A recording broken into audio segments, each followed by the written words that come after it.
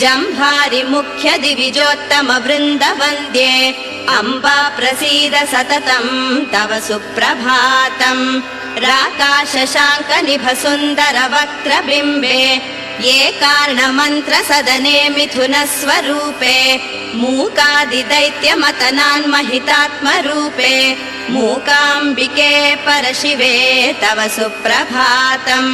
श्रीचक्रवासिनि शिवे श्रुतकल्पवल्ली श्रीकृन्महामहिम दिव्यमनुस्वरूपे श्रीकण्ठकण्ठ परिरम्भ निमीलिताक्षी मूकाम्बिके परशिवे तव सुप्रभातम् श्रीचक्रवासिनि शिवे श्रुतकल्पवल्ली श्रीकृन्महामहिम दिव्यमनुस्वरूपे श्रीकण्ठकण्ठ परिरम्भ निमीलिताक्षी मूकाम्बिके परशिवे तव सुप्रभातम्।